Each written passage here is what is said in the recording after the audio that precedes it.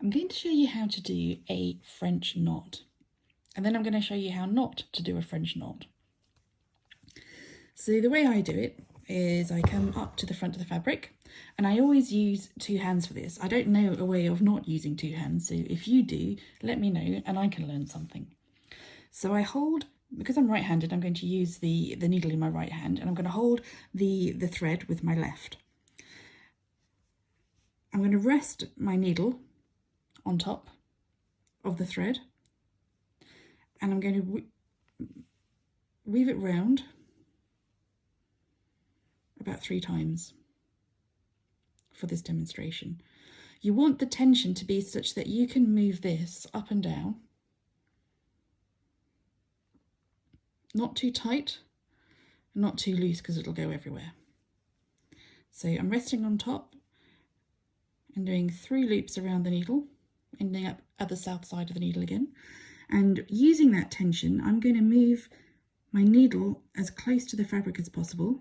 And I'm also going to move those loops as close to the end and the tip of the needle as possible.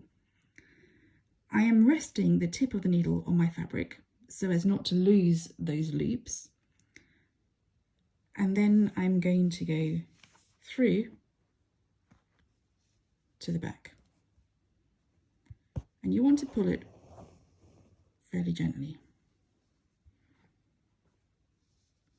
So there's my French knot. I'm going to do that once more. So you come up,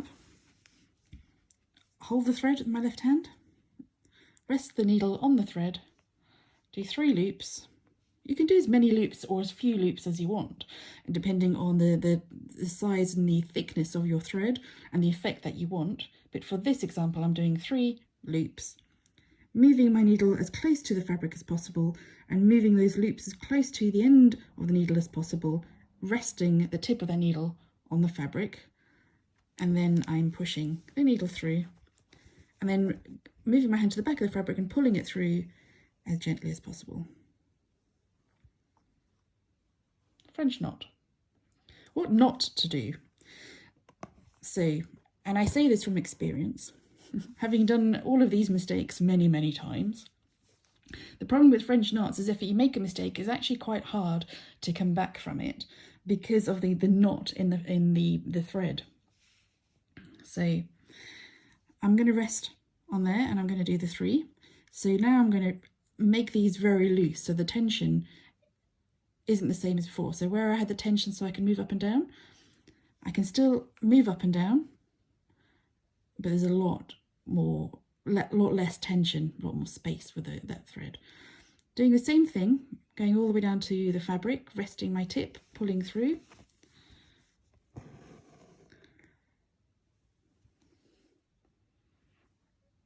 I don't know if you can see that there, but it's going to come undone. It's not very secure, it's not very tight. Even if I pull it through, you can see it's really messy. Those loops are far too big.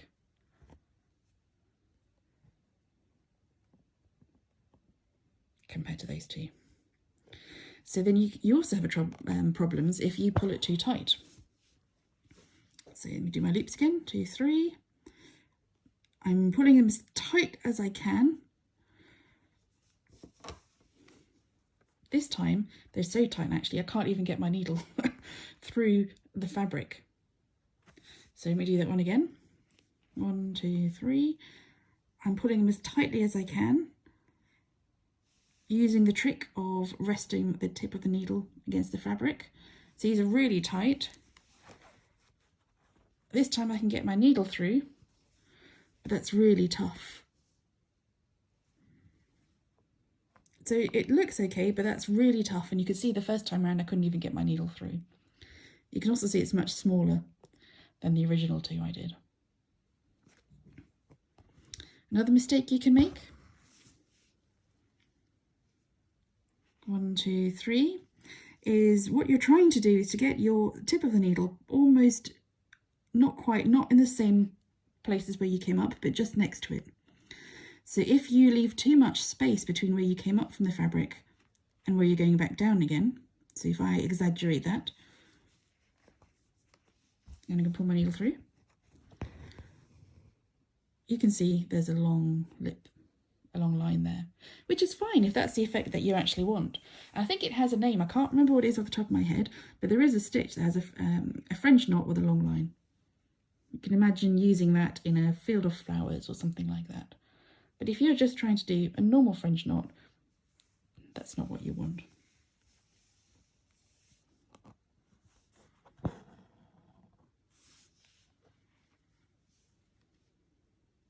Let me demonstrate to you what it's like if you go back into exactly the same space. Actually, that's worked.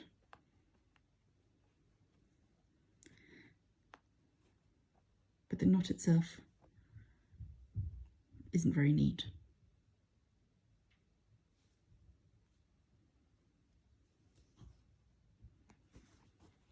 Let me try and demonstrate to you what it's like when you make a mistake and you try and undo it.